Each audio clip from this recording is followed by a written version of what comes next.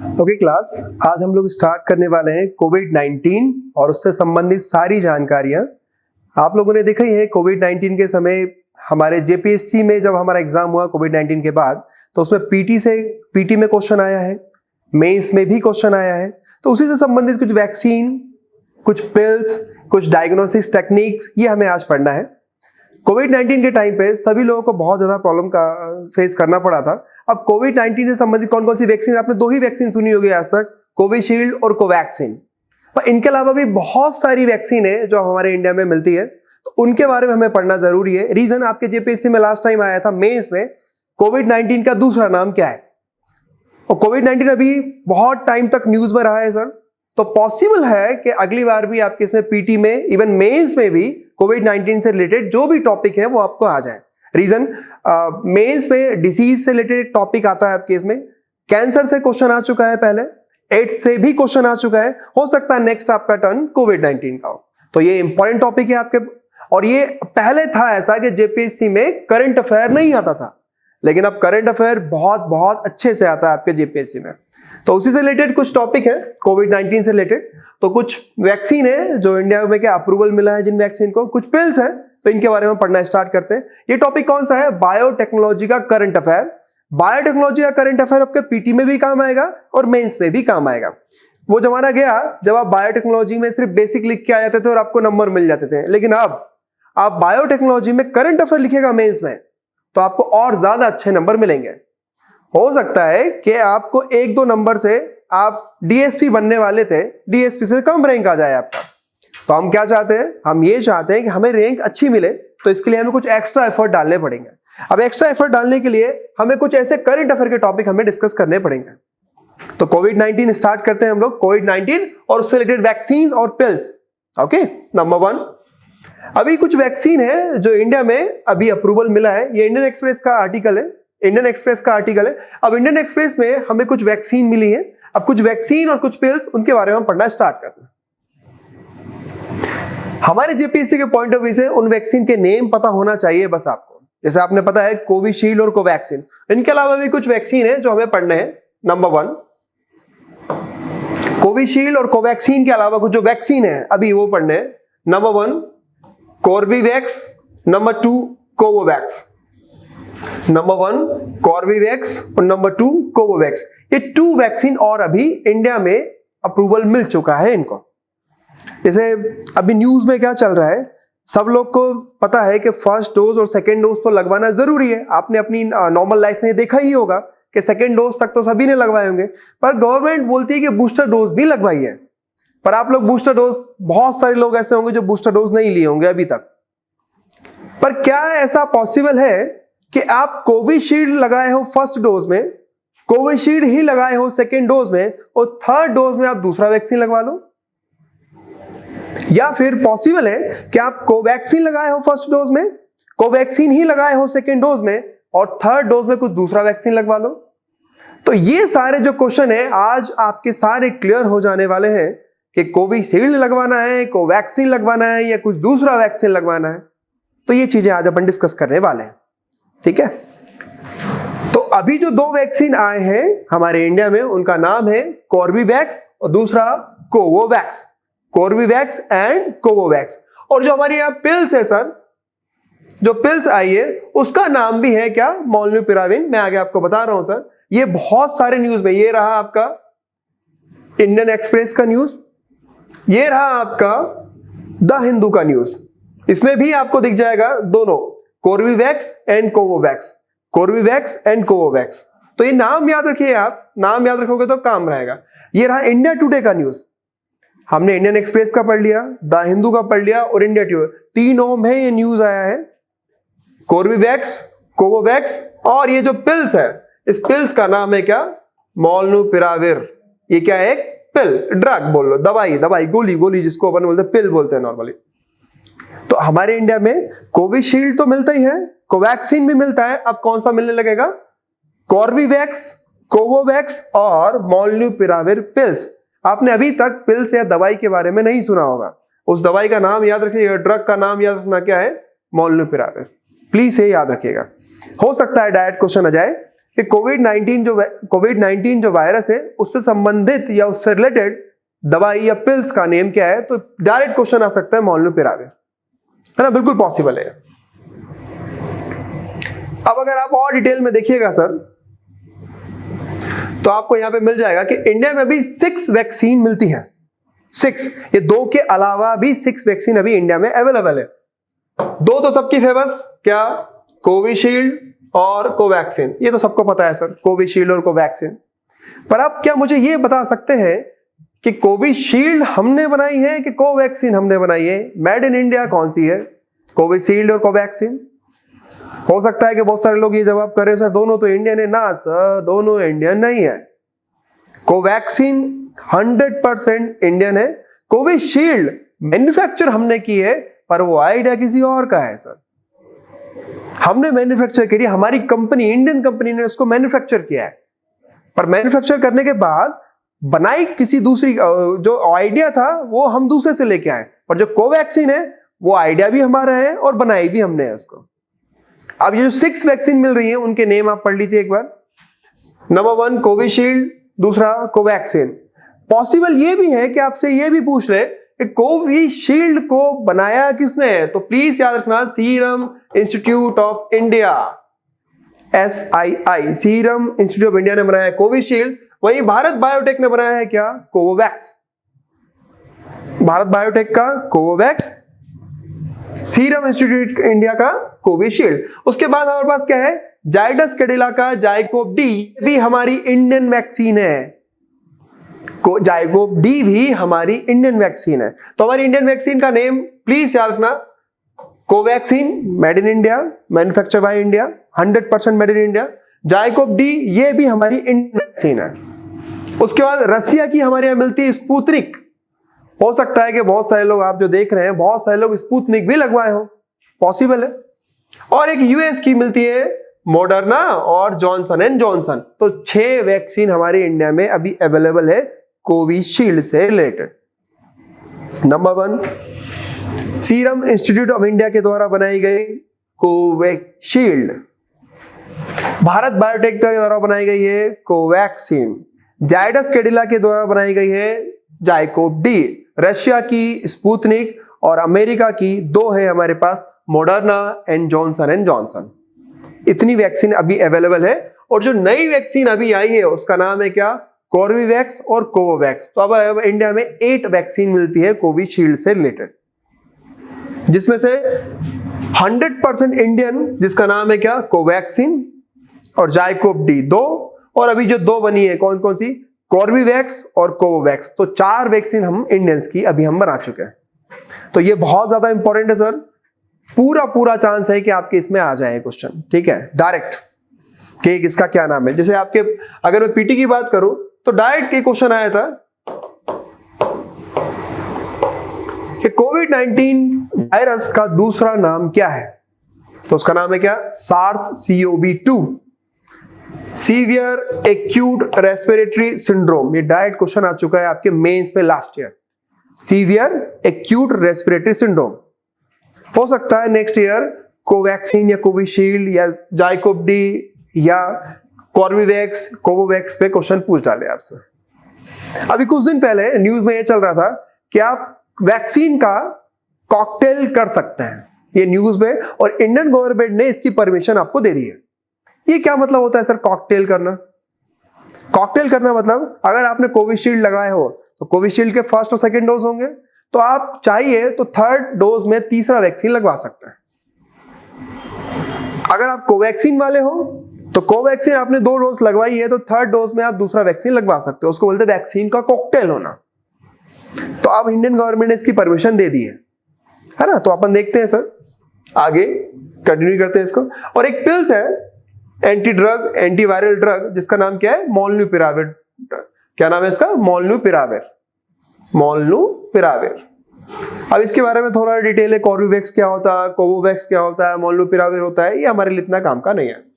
ये रहा सर कि अब आप मिक्स एंड मैच कर सकते हो। अगर आप कोविशील्ड वाले हो तो भी, कोवैक्सीन वाले हो तो भी, तो तो मिक्स और मैच में जो कॉकटेल की बात कर रहे थे उसके लिए आपको क्या दिया है गवर्नमेंट ने, कोर्बेवैक्स नाम की एक वैक्सीन दी है।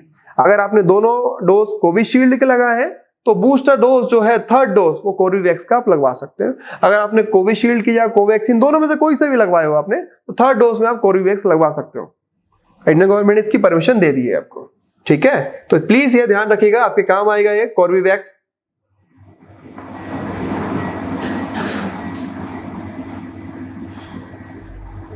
आप सबको पता होगा HIV एड्स के बारे में, ये आपके मेंस का क्वेश्चन है। HIV एड्स आपके मेंस का क्वेश्चन है, HIV एड्स। अब आपके मेंस में क्या क्या पॉसिबिलिटी बनती है यहां से क्वेश्चन पूछने की, पीटी में भी और मेंस में भी। नंबर 1, HIV का फुल फॉर्म, एड्स का फुल फॉर्म, दो चीजें बनती है। एड्स का फुल फॉर्म सबको पता होगा शायद, acquired immunodeficiency syndrome, acquired immunodeficiency syndrome. वहीं HIV का है human immunodeficiency virus, human immunodeficiency virus, HIV और एड्स। अब ये दो चीजें हैं, तो हम सबको पता है, आज तक ये पता है कि एड्स का ट्रीटमेंट या क्योर पॉसिबल नहीं है। पर नहीं सर, एड्स का ट्रीटमेंट या क्योर भी पॉसिबल किया गया है। आज तक 3 व्यक्ति ऐसे हुए हैं जिसमें से एक फीमेल है जिनको एड्स से बचाया गया है, एड्स होने के बाद उनका क्योर किया गया है। यस सर, क्या बात कर रहे हैं आप, एड्स से आप बच सकते हैं? यस, हाँ बिल्कुल बच सकते हैं, बिल्कुल पॉसिबल है ना। पर कैसे बचते हैं सर? उसके लिए आपको चाहिए स्टेम सेल ट्रांसप्लांट। तब ये क्या होता है सर? स्टेम सेल, और ये ट्रांसप्लांट तो हम समझ गए सर कि स्टेम सेल को ट्रांसप्लांट कर दीजिए तो स्टेम सेल ट्रांसप्लांट हो जाएगा। पर स्टेम सेल भी तो समझना पड़ेगा कि स्टेम सेल होता क्या है, राइट? तो HIV एड्स की अगर बात करें तो एड्स कैसा डिसीज है सर? ये वायरस से होता है, वायरस का नाम HIV वायरस, बीमारी का नाम एड्स। कभी आपने सोचा है सर कि हम जैसे कि टीबी हो गया तो टीबी को बोलते हैं टीबी एक डिसीज है, राइट? पर हम एड्स को कभी डिसीज नहीं बोलते हैं, इसको सिंड्रोम बोलते हैं, एक्वायर्ड इम्यूनोडेफिशिएंसी सिंड्रोम। तो what is the major difference between disease and syndrome? Basic सा फिनोमेना है, बेसिक सी पॉइंट है ये कि difference between disease and syndrome. Disease means what? Disease मतलब सिंपल सा है कि भाई आपको कोई प्रॉब्लम हुई, आपका इम्यून सिस्टम वीक पड़ा और आपको वो डिसीज हो गई। बट सिंड्रोम मतलब क्या? Group of disease called syndrome. Disease, बहुत सारी डिसीज आपके साथ एक साथ अगर हो गई तो उसको बोलेंगे क्या? सिंड्रोम। तो ये डिसीज और ये सिंड्रोम, डिसीज का ही बड़ा फॉर्म होता है सिंड्रोम। तो एड्स में आपको सिंगल डिसीज नहीं होती सर, मल्टीपल डिसीज होगी। मल्टीपल डिसीज होगी तो पेशेंट जो रहेगा उसका हालत इतना खराब हो जाता है तो बच ही नहीं पाएगा वो। बट अब ऐसा नहीं है, अब एड्स का ट्रीटमेंट भी पॉसिबल है। किसके थ्रू? स्टेम सेल ट्रांसप्लांट के थ्रू एड्स का ट्रीटमेंट भी पॉसिबल है। पर ज्यादा लोगों में अभी देखा नहीं गया है, सिर्फ 3 लोग ऐसे हैं जिनको अभी क्योर किया गया। आने वाले टाइम में बहुत अच्छी रिसर्च चल रही, हो सकता है एड्स का भी वैक्सीन बन जाए। अभी एड्स का कोई वैक्सीन नहीं है। अब ये वैक्सीन क्या होता है? मान लो आपको कोविशील्ड को वैक्सीन लगाया, जब भी लगाओ, है ना, कोविशील्ड या कोवैक्सीन, तो आपकी बॉडी में क्या डाला गया है ऐसा कि जिससे आपकी बॉडी में अच्छी इम्यूनिटी आ गई? ऐसा क्या होता है सर? तो 2 चीजें आपको पढ़ने को मिलती है यहां पर हमेशा। एक होता है एंटीजन, एंटीबॉडी। मैं आता हूं वापस इस पॉइंट पे। एक होता है एंटीजन, एक होता है एंटीबॉडी। एंटीजन और एंटीबॉडी, एग्जाम्पल लेते हैं हम लोग। What is antigen and what is antibody समझते हैं, कोशिश करते हैं। सपोज आप सभी लोग स्टेट पीसीएस की तैयारी कर रहे हो, स्टेट पीसीएस की तैयारी कर रहे हो, क्लास में हो एक प्रॉपर, है ना, बहुत अच्छे से तैयारी चल रही है आपकी। बट ऐसा कहीं होता है कि एक कोई बच्चा स्टेट पीसीएस का नहीं यूपीएससी का आ जाए आपके बीच में, और जब भी उससे पूरी क्लास से क्वेश्चन पूछा जाए तो बार बार वही आंसर दे। ठीक है, 1 दिन चला, 2 दिन चला, ऐसा बार बार वही आंसर दे रहा, तो सारी क्लास उससे हो गई परेशान। सारी क्लास परेशान हो गई, 2-3 लोग मुस्टंडे लोग खड़े हुए, उसको मार के भगा दिया। ये छोटी सी कहानी है। आप समझते हैं ये होता क्या है सर? ये आपकी बॉडी है, आपकी बॉडी में कोई भी फॉरेन पार्टिकल आया जो आपकी बॉडी के लिए हार्मफुल इफेक्ट कर रहा है, तो वो होगा क्या? एंटीजन। कोई भी पार्टिकल आया उसको बोलते हैं क्या? एंटीजन। बट आपकी बॉडी ने, जो मैंने बोला था कि 2-3 लोग मुस्टंडे लोग खड़े हुए उसको मार के भगा दिया, तो मुस्टंडे लोग हैं वही आपकी क्या है, एंटीबॉडी है। तो कोई भी फॉरेन पार्टिकल जो आपकी बॉडी में एंट्री लेता है उसको बोलते हैं एंटीजन। बट ऐसी चीजें जो आपकी बॉडी में ही बनती है, जो एंटीजन से फाइट करती है, उनको बोलते हैं हम एंटीबॉडी। Antigen, antibody. जिस दिन एंटीजन ज्यादा हुआ उस दिन आपको डिसीज हो जाएगी। अभी क्यों आप नॉर्मल बैठे हो? क्योंकि आपकी एंटीबॉडी अच्छी है सर, आपका एंटीजन कम है। जिस दिन ये बैलेंस गड़बड़ हुआ उस दिन आप बीमार पड़ जाते हो। तो एंटीजन तो आपकी बॉडी में हमेशा आते हैं। हो सकता है आप जिस पेन का यूज कर रहे हैं सर उस पेन में भी एंटीजन हो बहुत सारे, हो सकता है आपकी कॉपी में एंटीजन हो। एंटीजन कुछ भी हो सकता है, वायरस हो सकता है, बैक्टीरिया हो सकता है, माइक्रोब्स, कुछ भी हो सकता है। इवन डस्ट पार्टिकल तक भी एंटीजन होता है। तो एंटीजन मींस, एंटीजन मतलब फॉरेन पार्टिकल, वो कुछ भी हो वो आपको डिसीज करेगा ही करेगा। एंटीजन के अगेंस्ट जो चीज बनती है उसको बोलते हैं एंटीबॉडी। दोनों की फाइट होती है। जिस दिन एंटीजन जीत गया आप हो जाओगे बीमार, और एंटीबॉडी जीत गया तो आप नॉर्मल हो जैसे अभी हो। ठीक है, छोटी सी कहानी समझ में, एंटीजन एंटीबॉडी की। तो सर एक क्वेश्चन दिमाग में आता है, गांव के जो व्यक्ति होते हैं उसकी इम्यूनिटी, प्रतिरक्षा तंत्र जिसको बोलते हैं, वो बहुत स्ट्रांग रहती है, पर कोई शहर का बच्चा है उसकी इम्यूनिटी वीक रहती है। इसके पीछे रीजन क्या है, समझने की कोशिश करते हैं हम। एक बार बताइए, शहर के बच्चे को देखा है, अगर वो कहीं कार में जा रहा है, विंडो भी ओपन है, तो जैसे ही वो अपने डेस्टिनेशन पे पहुंचेगा सर उसकी तबीयत खराब हो जाएगी। क्यों? सर वो इतने फेवरेबल कंडीशन में रहता है कि उसकी बॉडी में छोटे मोटे जो एंटीजन है जो आने चाहिए थे वो भी नहीं आते। अब नहीं आएंगे तो उसकी बॉडी फाइट करना भूल जाती है, एंटीबॉडी बनाना भूल जाती है। अब एंटीबॉडी बनाना भूल जाती है, अगर वो कुछ ऐसे एटमॉस्फेयर में जाता है जहां पे एंटीजन बहुत सारे हैं, थोड़े भी एंटीजन के क्वांटिटी में आता है, बीमार पड़ जाएगा। पर भाई हम गांव के व्यक्ति की बात करें तो गांव के व्यक्ति में क्या होता है सर, एंटीजन आते ही रहता है, क्योंकि ऐसे एटमॉस्फेयर में रहता है कि वहां एंटीजन के कांटेक्ट में रहता ही रहता है। अब एंटीजन आएंगे तो उसकी बॉडी फाइट करना नहीं भूलती, एंटीबॉडी बनाते रहती है, तो उसको छोटी मोटी चीजों से फर्क नहीं पड़ता है। तो क्या मतलब सर इसका आप ये कहना चाह रहे हैं कि हम जो आरओ का पानी पीते हैं वो नहीं पीना चाहिए? आरओ का पानी पियोगे तो आरओ में जो पानी के साथ जो आपकी बॉडी में एंटीजन आना चाहिए था वो नहीं आ रहा है, तो आपकी बॉडी एंटीबॉडी नहीं बनाएगी। जैसे ही पानी चेंज हुआ आपका, आप कहीं दूसरी जगह है और आप हो जाती सर्दी या आप हो जाते बीमार। देखा होगा आपने बहुत सारे लोगों के साथ ऐसा, क्या पानी चेंज हुआ ये बीमार पड़ जाता है। क्यों पड़ जाता है? क्योंकि उसने ऐसा पानी पिया जिसमें थोड़े भी एंटीजन नहीं आ रहे हैं। अब थोड़े भी एंटीजन नहीं आ रहे हैं तो उसकी बॉडी फाइट करना भूल गई है। थोड़े से कांटेक्ट, थोड़ी सी मात्रा में ही अगर एंटीजन आए तो वो बीमार पड़ जाएगा। तो इसका मतलब क्या सर, नाले का पानी पिए सर? नहीं, वो भी नहीं कह रहे हम कि एंटीजन आए बहुत सारे, है ना, पर एंटीजन आना जरूरी है, अच्छी बात है। एंटीजन आएगा तभी हमारी बॉडी एंटीबॉडी बनाएगी। तो आई होप ये क्लियर हो एंटीजन और एंटीबॉडी वाला कॉन्सेप्ट। अब आता हूं इस पे। अब आपको लगाया वैक्सीन। वैक्सीन में आपकी बॉडी में एंटीजन डाला है या एंटीबॉडी? सोच के बताइएगा, एंटीजन और एंटीबॉडी। देखो सर, कोविड वायरस को उठाया, उसके हाथ पैर तोड़ दिए और आपको उसकी बॉडी, आपको अंदर आपकी बॉडी में वो इंसर्ट कर दिया इंजेक्शन के थ्रू। मतलब क्या गया आपकी बॉडी में? एंटीजन।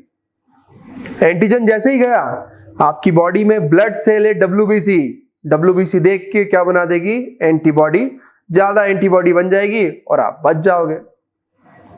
तो सर ये जब वैक्सीन के थ्रू आपकी बॉडी में हमने वायरस डाला था तो आपको बीमार क्यों नहीं किया? क्योंकि उस वायरस को हम क्या कर देते हैं, वीकर फॉर्म में डालते हैं, उसको बहुत वीक कर देते हैं, उसके हाथ पैर तोड़ देते हैं, उसको कमजोर बना के फिर आपकी बॉडी में डाला जाता है। तो मतलब वैक्सीन ने कुछ नहीं किया, वैक्सीन ने कुछ नहीं किया। वैक्सीन ने आपका इम्यून सिस्टम को बस क्या स्टिमुलेट कर दिया कि क्या बनाओ? एंटीबॉडी बनाओ।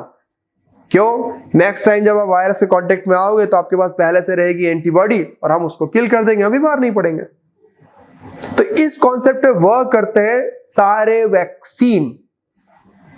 सारे वैक्सीन में आपको क्या डाला जाता है बॉडी में? एंटीजन। एंटीबॉडी आप खुद बनाते हो, हमारी बॉडी खुद बनाती है एंटीबॉडी। तो एंटीजन आएगा, एंटीबॉडी बनेगा। ठीक है, एंटीजन जैसे ही आएगा क्या बन जाएगा आपका? एंटीबॉडी बन जाएगा। ओके, आई होप ये क्लियर हो एंटीजन एंटीबॉडी वाला कॉन्सेप्ट। कोई भी फॉरेन पार्टिकल जो हमारी बॉडी के लिए हार्मफुल है, हमारी हेल्थ के लिए हार्मफुल है, वो होगा एंटीजन। उसके अगेंस्ट हम जो बनाते हैं उसको बोलते हैं एंटीबॉडी, एंटीजन और एंटीबॉडी। क्लियर? अब आते हैं अपन किस पे, करंट पे। तो जो HIV वायरस है, जिसको ह्यूमन इम्यूनोडेफिशिएंसी वायरस, और जो डिसीज क्रिएट करता है क्या, एक्वायर्ड इम्यूनोडेफिशिएंसी सिंड्रोम। तो पहले ऐसा बोलते थे कि इससे क्योर पॉसिबल नहीं है, लेकिन अब इससे भी क्योर पॉसिबल है। एक फीमेल है जिसको स्टेम सेल ट्रांसप्लांट के थ्रू हमने बचा लिया।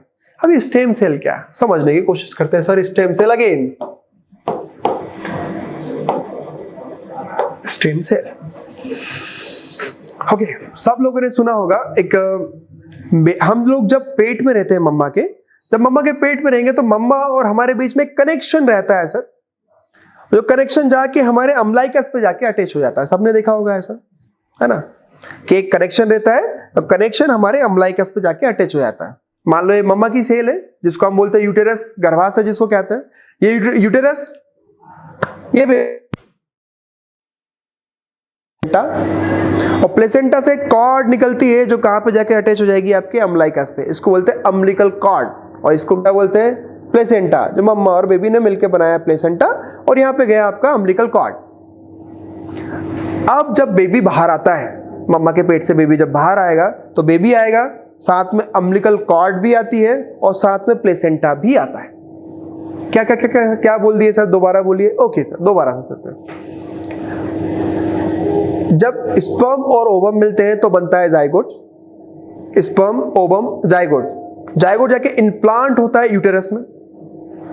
यूटेरस में जब इम्प्लांट हो गया तो यूटेरस में ही बेबी का फॉर्मेशन, बेबी बनने लगता है वहां पे। अब ये बेबी बनेगा तो बेबी को न्यूट्रिएंट तो चाहिए, ऑक्सीजन तो चाहिए। कैसे मिलेगी ऑक्सीजन, न्यूट्रिएंट? तो सर मम्मा की सेल और बेबी की सेल मिलके बनाती है जिसको बोलते हैं प्लेसेंटा। एक प्लेसेंटा, और प्लेसेंटा से कॉर्ड निकलती है जिसको बोलते हैं अम्बिलिकल कॉर्ड, और अम्बिलिकल कॉर्ड जाके हमारे अम्लाइकस पे जाके अटैच हो जाती है। तो बेबी जब पेट में रहता है तब सारे न्यूट्रिएंट उस प्लेसेंटा और अम्बिलिकल कॉर्ड के थ्रू बेबी के पास पहुंचता है। पर जब बेबी का बर्थ होता है, तो बेबी जब बाहर आता है तो बेबी के साथ क्या आता है, अम्बिलिकल कॉर्ड भी और प्लेसेंटा भी। अब क्या हुआ, इसके बाद बेबी आ गया बाहर, ठीक है। अब अम्बिलिकल कॉर्ड और प्लेसेंटा में कुछ स्पेशल टाइप की सेल होती हैं जिनको कहा जाता है स्टेम सेल। इन स्टेम सेल में इतनी पावर होती है कि इन स्टेम सेल का अगर ढंग से यूज किया जाए तो इससे एक ऑर्गन नहीं, एक ह्यूमन बना सकते हो आप। सेम ह्यूमन भी बना सकते हो, ठीक है। तो स्टेम सेल के थ्रू आप ह्यूमन भी बना सकते हो, इतनी कैपेबिलिटी रहती है इसमें, इतना कैपेबल है ये आपका स्टेम सेल। तो स्टेम सेल क्या करते हैं सर, निकाला स्टेम सेल जिस पर्सन में HIV है उस पर्सन में ये स्टेम सेल आपने इंट्रोड्यूस करा दिया, तो HIV का जो वायरस था वो किल हो गया सर, और वो जो पर्सन था वो HIV से क्या हो गया, क्योर। पर इतना भी इजी नहीं है जितना मैंने इजीली बोल दिया। इसके पहले आपको बहुत सारी चीजें देखनी पड़ती है। पर प्लीज इतना जरूर याद रखिएगा कि स्टेम सेल टेक्नोलॉजी के थ्रू, स्टेम सेल ट्रांसप्लांट के थ्रू आप क्या कर सकते हो, HIV का भी क्योर पॉसिबल है। एग्री? ठीक है, समझ रहे हो आप? तो अब अगर आपसे कोई पूछे कि एड्स क्योरेबल है या नहीं, तो यस क्योरेबल है, पर किस टेक्नोलॉजी के थ्रू, स्टेम सेल टेक्नोलॉजी के थ्रू। स्टेम सेल कहां मिलती है आपको, प्लेसेंटा और अम्बिलिकल कॉर्ड के अंदर, प्लेसेंटा और अम्बिलिकल कॉर्ड के अंदर। ओके, आई होप सारी चीजें क्लियर हो, स्टेम सेल और सारी चीजें, ठीक है। नेक्स्ट देखते हैं।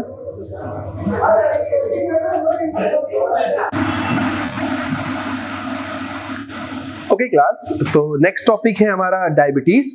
Diabetes type 1, type 2। What is the main reason, क्या होता है ऐसा कि आपको डायबिटीज हो जाएगी। नॉर्मली हम लोग इस डायबिटीज को शुगर का बीमारी बोलते हैं, मधुमेह का बीमारी बोलते हैं, पर डायबिटीज के पीछे रीजन क्या है, क्या डायबिटीज का क्योर पॉसिबल है, डायबिटीज वाले जो पेशेंट रहते हैं उनको क्या क्या सावधानियां बरतनी चाहिए, उनके साथ क्या क्या प्रॉब्लम आती हैं। तो इन सब जो भी आपके क्वेश्चन है उनको डिस्कस करने की कोशिश करते हैं अपन, ठीक है। तो नेक्स्ट टॉपिक है हमारा डायबिटीज। इंडियन एक्सप्रेस के न्यूज में भी है ये डायबिटीज टाइप 1। तो पहले अपन समझते हैं डायबिटीज होती क्या है। आपके इसमें एग्जाम में ये पूछा जा सकता है कि डायबिटीज किस ऑर्गन से रिलेटेड डिसीज है। सबसे पहला क्वेश्चन ये आपके पीटी का क्वेश्चन हो सकता है कि डायबिटीज किस ऑर्गन से रिलेटेड डिसीज है। तो डायबिटीज की जहां तक बात है सर, तो डायबिटीज में सबको पता है कि शुगर का लेवल बढ़ जाता है। तो ऐसा क्या हो गया कि आपकी बॉडी में शुगर का लेवल बढ़ गया? आप ज्यादा शुगर इंटेक कर रहे थे क्या? इसलिए यह प्रॉब्लम गई क्या? तो अपन समझने की कोशिश करते हैं। यह है आपका एक ऑर्गन जिसका नाम है क्या? पैनक्रियास। क्या नाम है इसका? पैनक्रियास। ये लीवर के नीचे जो आपको दिख रहा है वो क्या है? पैनक्रियास। पैनक्रियास में आपको कुछ इंपॉर्टेंट सेल मिलती है, like alpha cell, beta cell और गामा सेल। ये पैनक्रियास की सेल है। पैनक्रियास कहां मिलेगा? आपके लीवर के नीचे जस्ट। सर लीवर कहां होता है? लेफ्ट साइड और राइट साइड? कहां मिलेगा लीवर? बताइए, सोच के कमेंट करिए, है ना, कि लीवर कहां मिलेगा, लेफ्ट साइड और राइट साइड। ओके, तो पैनक्रियास है। पैनक्रियास की जो 3 इंपॉर्टेंट सेल है, alpha cell, beta cell and delta cell. Alpha cell release करती है आपका ग्लूकागॉन हार्मोन, पर बीटा सेल रिलीज करती है क्या? Insulin hormone. अगर आपकी बॉडी में पैनक्रियास की बीटा सेल गड़बड़ हो गई तो इंसुलिन क्या आएगा सर? कम। इंसुलिन का लेवल कम हो गया। इंसुलिन का काम था बॉडी में ग्लूकोज के लेवल को कम करना, पर आपकी बॉडी में इंसुलिन आ ही नहीं रहा है, तो ग्लूकोज का लेवल कम नहीं होगा, क्या होगा सर? बढ़ जाएगा। Disease, diabetes. इजी है। आपका एक ऑर्गन है पैनक्रियास, कहां है? लीवर के जस्ट नीचे। पैनक्रियास की अगर बात करूं तो पैनक्रियास की कुछ सेल है, अल्फा, बीटा और डेल्टा। एक सेल रहती बीटा। बीटा से रिलीज होता है इंसुलिन। इंसुलिन का काम होता है ग्लूकोज के लेवल को डिक्रीज करना। आपकी बॉडी में इंसुलिन है ही नहीं, बीटा सेल वर्क ही नहीं कर रही है, इंसुलिन नहीं आ रहा है तो ग्लूकोज का लेवल नीचे नहीं हो रहा है। ग्लूकोज का लेवल नीचे नहीं हो रहा, ग्लूकोज का लेवल बढ़ गया, डिसीज, डायबिटीज।